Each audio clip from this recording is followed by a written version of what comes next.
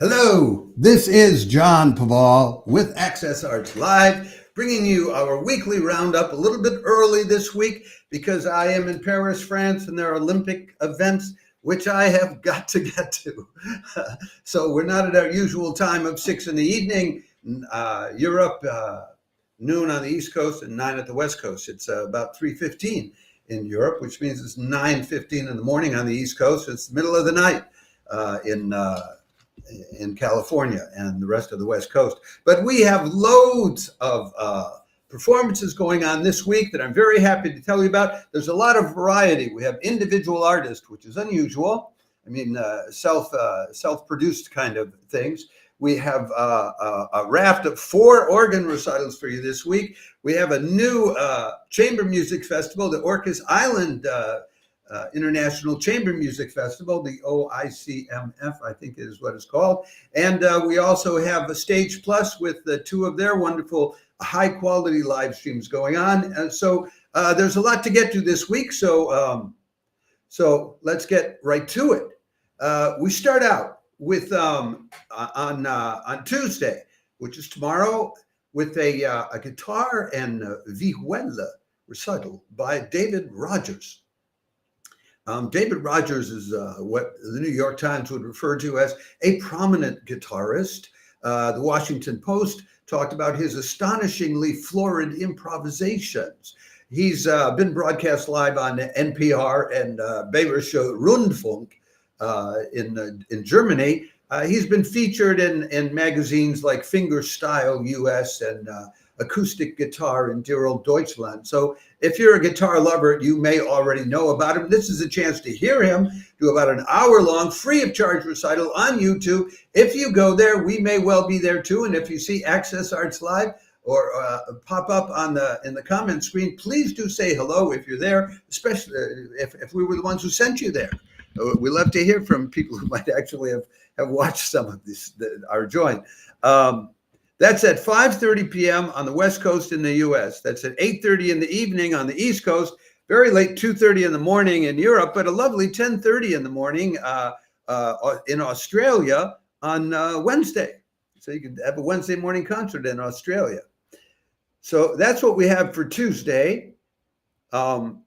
Now, I want to bookend this for you, too, because we have another individual artist at the end of the week, too, on Sunday. And this is the first time we've had these kind of artists going on for us. I'm sorry, I tie my own bow tie, so I get distracted by them. Okay, so this is Rebecca Haas on Sunday, which will be at a similar time, 5 o'clock in the evening on the West Coast, 8 o'clock in the evening on the East Coast, 2 o'clock Central European time, and 10 in the morning, Monday morning in Australia. Now, Rebecca Haas is a pianist who specializes especially in Brazilian music. And she has a new album coming out called Bright Little Worlds. It has like 22 different pieces in it, and it's various styles: Brazilian, jazz, impressionistic, more classic, and they're all arranged in a hero journey style narrative story. If you're from California, you may well, or the West Coast, you may well know what the hero's journey is, but it's a kind of a psychological or human growth kind of thing that people do when they're working on the meaning of their lives at places like the Esalen Institute. I did a hero's journey at the Esalen Institute with Paul Rebelot decades ago, and it helped me change my life. Anyway, this is an interesting concert because you're also invited, it's on YouTube.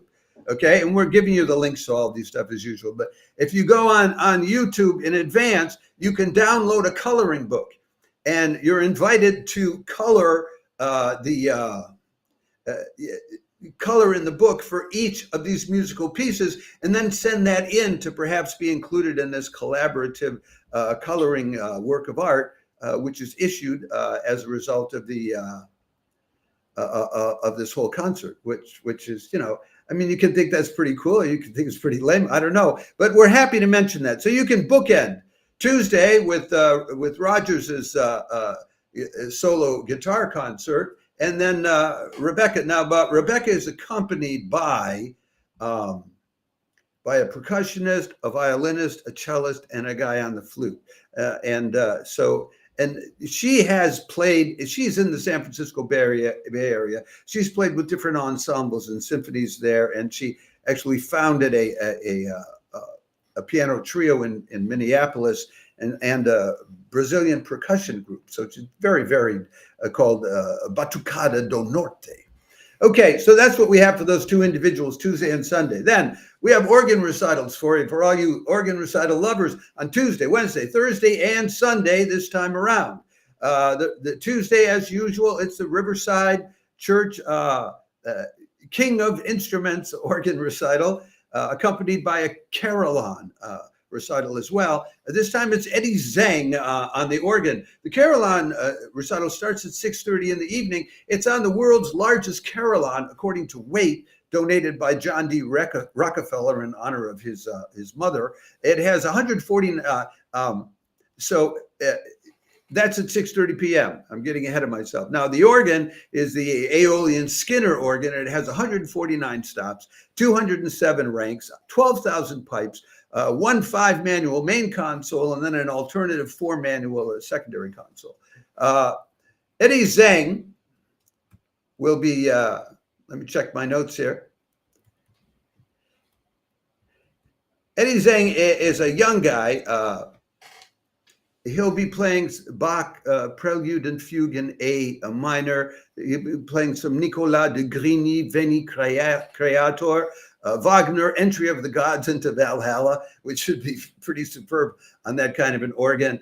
Duruflé's Prelude and Fugue, Sur le nom d'Alain, on the name of Alan. Elgar's Variation 9, Nimrod, and Charles Marie Vidor's Organ Symphony No. 5 in F minor. Sounds like a very ambitious program, and it's free of charge. You would have to pay $22 to attend it in person. Many of these concerts, which are free of charge, they're really giving you something. Okay, so that's on Tuesday. Then on Wednesday, the Methuen Memorial Music Hall has its weekly organ recital with Joonho Park. On the organ, the great organ is what they call it. This is the only music hall I know of which was built to suit the organ. The organ was first built in Germany and was the first concert organ in the U.S. back in 1863. And then about 20 years later, it was put up for auction. They didn't have room for it where it was. And a wealthy man connected with Methuen bought it. And then the Skinner people of Aeolian Skinner helped reinstall it, which involved renovating it somewhat in the early 1900s in a music hall, which was designed and built by top architect Henry Vaughan, specifically to provide the acoustically perfect environment.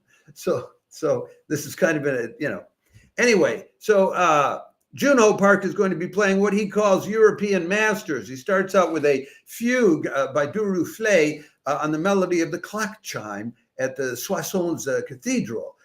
Then he does Louise Viern's Triptych and Bach Pascaglia, and he finishes up with Franz Liszt Fantasy and Fugue on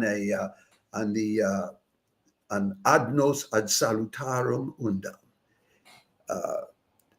Joonho was born in Seoul, Korea. He's about 30 years old, I think now. Yeah, 29 maybe. He was a prize-winning pianist even as a child. And then when he was a teenager, he decided to switch to organ. And he's in Stuttgart currently doing graduate musical studies with the organ. All right, that's Wednesday. Thursday, we have the Truro Cathedral in Cornwall, England, with Victoria Ulriksen at the keyboards. That's also on YouTube, free of charge. She'll be playing Edvard Grieg's Preludium from the Holberg Suite. She'll be playing Bach's Concerto in D minor and Julius Rubke's Sonata on the 94th Psalm. She's really young. She's born in 2006, so she's like 18 years old. But she's a real comer. She's she graduated from the Norwegian Academy of Music. She's been on TV on Norway's Got Talent a couple times. Has won some prizes, both in Norway and I think in Germany. And she plays around at different cathedrals. And in Norway, in Sweden, in Germany, Switzerland, Liechtenstein. So worth checking into if you want to discover a real up-and-coming young artist or you like that program. Finally, on Sunday, there will be, this is the first that we found out about them, it's every week, the Ely Cathedral, which is located just east of, just north of Cambridge in England. They will have a concert by their music director, Edmund Aldhouse, at 5:15 British time, which is 6:15 European time, noon 15 on the East Coast, and 9:15 in the morning on the West Coast, 2:15 in the morning in Australia. Why do I give all these dates out? Well, because they all matter. We have people watching from all over these places. We don't know what the program is yet. They haven't released it. When we come back on Friday for a weekend update, hopefully we can give you the program. The organ is a fantastic organ, but to give you all the details, we recommend you log on to their website. Just look up Ely Cathedral, and there's like a 20-page long history of the organ with all the details by Nicholas Thistlethwaite, of all people. So you can check that out. Okay, that covers all the organ stuff we have for you this week. We are now on to a new festival, which we discovered just last Friday or Saturday. We did put up one notice about it. This festival is the Orcas Island Chamber Music Festival, which is on Orcas Island, which is off the coast of Washington.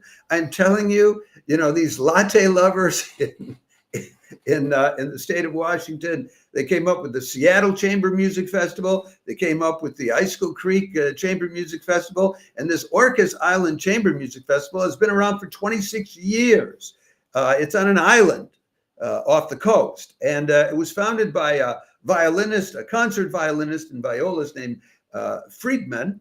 And she's been around she went to Juilliard and the University of Washington, and she's done a lot of touring in Japan, South America, and the US. But what she is really focused on these days is this terrific festival. We'll give you the link to the live stream so you can look it up. Now, this concert, the first concert we want to tell you about by them is on Wednesday, August 7th.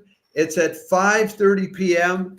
At California time, which is 8:30 on the East Coast, 2:30 in the morning in Europe, and 10:30 in the morning the next day in Australia. So another morning concert for you Australians out there. This one features, among other violinists and members of the festival chamber orchestra, the Griffon Trio, which has been around since 1997. It's one of those It's another one of these great chamber music things that got started in the late 90s, and they're still around. They made a mission of commissioning new chamber works to play, and they've commissioned over 85 of them and played them. So welcome to 21st century music, chamber music. And we'll put the link to the Griffon Trio in the comment section too. They'll be playing Mozart's selections from Don Giovanni, specifically arranged for 4 violins and double bass. Shostakovich's Piano Trio No. 1 in C minor, Mozart's Piano Concerto No. 12 in A major, played by Ilya Ovcharenko. I'll tell you about him in a second. And Ernst von Donanyi's Piano Quintet No. 1 in C minor. Who is Ilya Ovcharenko? Well, he's an early 20s pianist sensation who has been described by International Piano Magazine as technically flawless and impeccably musical. And he put out a first album a few years ago. Then he has a new album that just came out on Deutsche Grammophon. It's no coincidence they're broadcasting him live. Because this is live streamed by Stage Plus, which is a Deutsche Grammophon joint.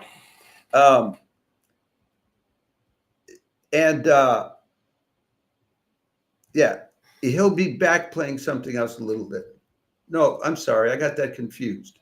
That's Ilya Ovcharenko, and the Stage Plus thing comes in later on. Forgive me, but I'm doing this one without rehearsal. Okay, then the next one on Saturday, August 10th, same time, 5:30 p.m. on the West Coast, 8:30 on the East Coast, 2:30 in the morning in Europe, and 10:30 in the morning on Sunday in Australia is another concert by the Orcas Island Chamber Music Festival called Orchestrations, Twos and Tangos. And this will be a series of pieces. They'll be doing a Bach concerto for 2 violins, Clara Schumann, 3 romances for violin and piano, Christos Hatzis's Old Photographs for piano trio. You can see they'll be mixing it up. They'll be doing Stefan Graffelli and Django Reinhardt's Minor Swing. And they'll finish up with Piazzolla's Tango Suite, arranged for 4 violins and double bass. That was arranged by Jay Milone, who also did the arrangement that I mentioned for Wednesday of the other piece, which was for violins and double bass. Apparently, Milone has a great love of violins and double bass playing together. So there you have it on Wednesday and on Saturday, the Orcas Island International Chamber Music Festival. Then we get to the weekend and everything else we have for you this weekend.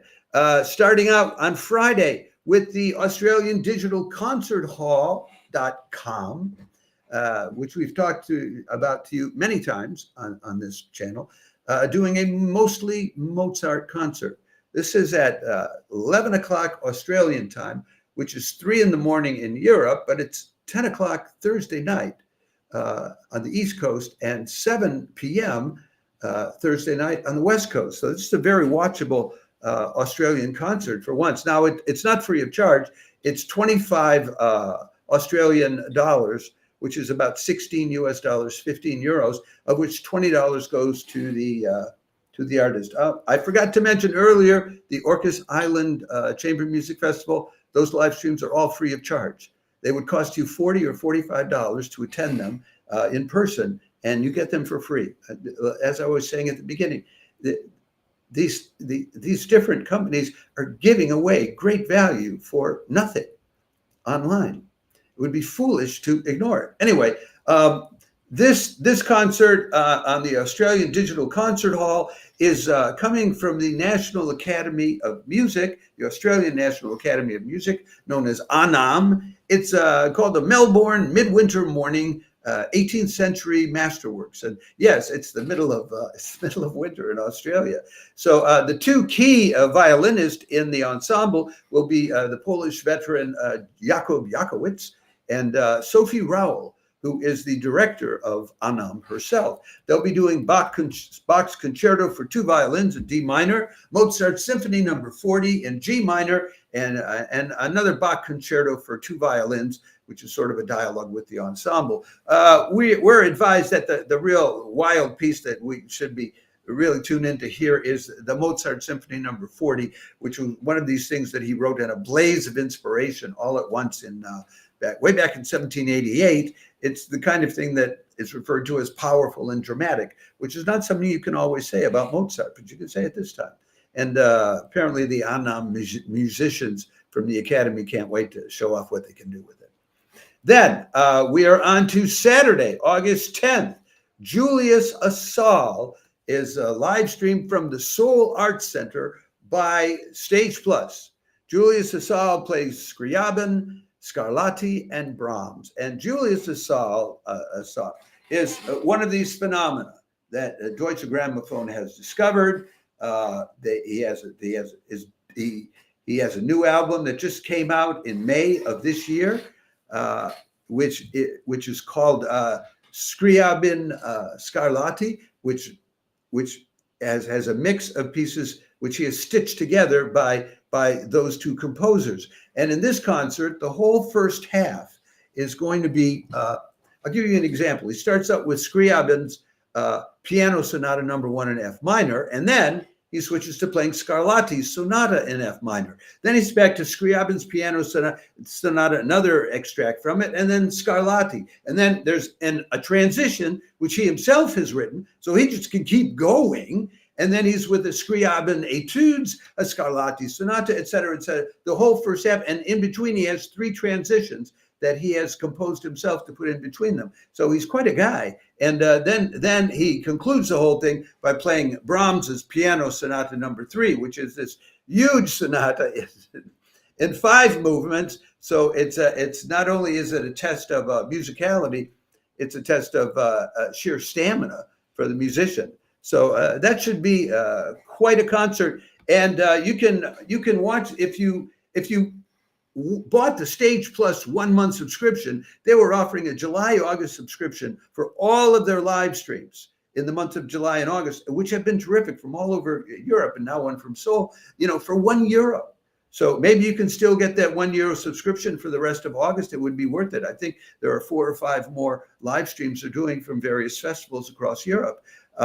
If not, it's €9.90 or $11 to watch that one. So the €1 was a terrific deal. Finally, we finish up with Sunday, August 11th at 11 in the morning in Europe, 5 in the morning on the East Coast, 2 o'clock in the morning on the West Coast, but a lovely 7 p.m. in Australia. The Salzburg Festival, live streamed by Stage Plus, the Wiener Philharmoniker doing Mahler's 9th Symphony.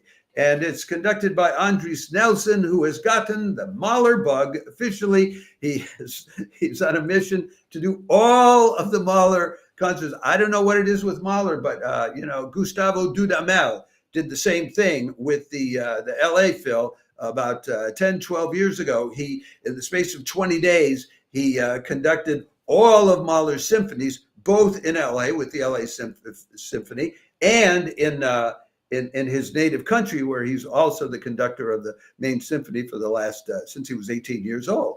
And then he brought the 2 orchestras together for one massive Mahler's 9th to finish off. So the difference here, though, is that this Mahler's 9th, this is the Wiener Philharmoniker playing Mahler's 9th. Now, Mahler wrote the 9th in 1909. This was 2 years after the doctors told him he was dying from congenital heart disease. And he would die 2 years later. He never heard the premiere of this symphony. And who premiered it? Well, the Wiener Philharmoniker. So the Wiener Philharmoniker playing Mahler's 9th that's a special event, aside from the fact that the conductor has got the bug. Okay, well, look, this is all we have for you this week, but I think it's a lot. And don't forget, on Sunday, I mentioned at the beginning, but on Sunday, you have the last thing that you have a chance to tune into to the live stream is the interactive piano thing, where you have a chance to submit pictures that you draw in a coloring book and send them in to Rebecca Haas to go into a collaborative artwork going with the concert. Interactive entertainment in the classics, or the newly composed classics, you can say. Look, we want to remind you, please, we would be thrilled if you would follow us, especially on Facebook, because we need just a few more followers to be able to live stream again on Facebook, as we had started doing. And/or we are on other platforms. You're welcome to whichever one you're seeing us on. We are live streaming on YouTube, on X, on LinkedIn, on Instagram, and on Twitch, and then we do replays on TikTok and what's the other one? I think that's and Threads. So we're trying to be everywhere because we know that there is a huge global audience of people who love the performing arts.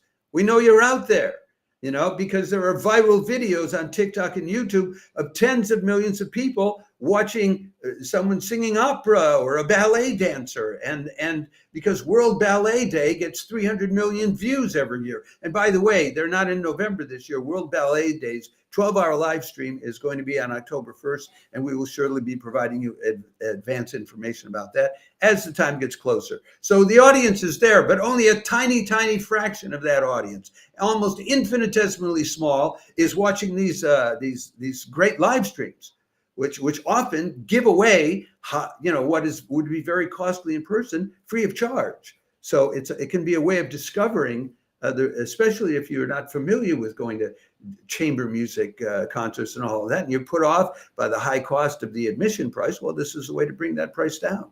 So I hope you enjoy all of these live streams going on all this week. Any of them that are on YouTube, please look in the comments section and see if Access Arts Live is there and say hello. Ciao for now.